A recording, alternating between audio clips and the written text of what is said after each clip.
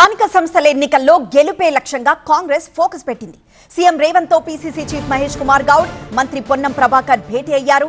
అభ్యర్థుల ఎంపికపై కసరత్తు చేస్తోంది రాష్ట్ర యంత్రాంగం. త్వరలో బీసీ సంఘాలతో సమావేశం కానున్నారు పీసీసీ చీఫ్ మహేష్ కుమార్ గౌడ్. ఈ నెల 5 లోపే అభ్యర్థుల ఎంపిక పూర్తి కావాలని ఇప్పటికే పార్టీ నిర్ణయించింది. నిన్న రాత్రి మంత్రి పొన్నం ప్రభాకర్ నివాసంలో భేటీ అయ్యారు బీసీ నేతలు. బీసీ రిజర్వేషన్లపై ఈ నెల 8న హైకోర్టు తీర్పుపై నేపథ్యంలో నేతలు చర్చించారు. దసరా తర్వాత బీసీ గర్జనకు ప్లాన్ చేస్తోంది తెలంగాణ కాంగ్రెస్.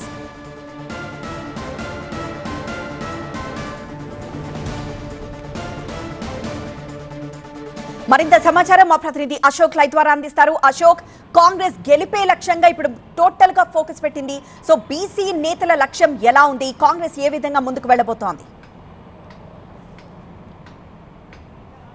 చాలా కీలకమైన భేటీ అయితే కొనసాగుతుందని చెప్పొచ్చు. 52% రిజర్వేషన్ అనేది తీసుకొచ్చిన తర్వాత అది గ్రామ స్థాయి వరకు ఏ విధంగా తీసుకెళ్లాలి అనే దానిపైన ఒక మీటింగ్ అయితే కొనసాగుతుంది. దీనికి సంబంధించి పీసీసీ ప్రెసిడెంట్ ఇప్పటికే బీసీకి సంబంధించినటువంటి అన్ని కుల సంఘాలతో భేటీ కావాలని కూడా చూస్తున్నారు. అలాగే మంత్రులకు సంబంధించి ఇప్పుడే గతంలోనే సీఎం కూడా ఆదేశాలు ఇవ్వడం జరిగింది. ఎట్టి పరిస్థితుల్లో అన్ని గ్రామ పంచాయతీలు కావచ్చు, మిగతా ఎన్నికలకు సంబంధించిన దానిపైన పూర్తి స్థాయిలో ఒక మంచి నెంబర్తో మనం ముందుకెళ్లాలని కూడా దిశానిర్దేశం చేసిన నేపథ్యంలో వాళ్ళే అల్టిమేట్గా ముందుకెళ్లాలి, మంత్రులే దీనిపైన ఫోకస్ పెట్టాలని కూడా చెప్పిన నేపథ్యంలో దానికి సంబంధించినటువంటి మీటింగ్ అయితే కొనసాగుతుంది. నిన్న జరిగినటువంటి జూమ్ మీటింగ్లో కూడా చాలా కీలకమైన ఆదేశాలు ముఖ్యమంత్రి అలాగే పీసీసీ కూడా ఇవ్వడం జరిగింది. అభ్యర్థులకు సంబంధించిన దానిపైన ప్రతి ప్రాంతానికి సంబంధించి డీసీసీ అధ్యక్షులకు కూడా అల్టిమేటం ఇవ్వడం జరిగింది. ప్రాంతానికి సంబంధించి 3 నేతల్ని కూడా సెలెక్ట్ చేయాలని చెప్పి దాని తర్వాత ఆ డీటెయిల్స్ మొత్తం కూడా అటు గాంధీ భవన్కి పంపితే అక్కడ స్క్రూటినీ చేసి ఒక పర్సన్ కూడా ఎంపిక చేస్తామని కూడా చెప్పిన నేపథ్యం మనం చూస్తున్నాం. మరొక వైపు 8వ తారీఖు రోజు దీనికి సంబంధించినటువంటి రిజల్ట్ ఏదైతే కోర్టుకు సంబంధించి ఎలాంటి జడ్జిమెంట్ వస్తుంది, దాని తర్వాత ఏ విధంగా ముందుకెళ్ళాలి, తీసుకోవాల్సినటువంటి నిర్ణయాలు ఏంటి, అనుకూలంగా వస్తే ఎలా వెళ్ళాలి, లేకపోతే ఏదైనా తేడాగా వస్తే ఏ విధంగా ముందుకెళ్ళాలి దానిపైన కూడా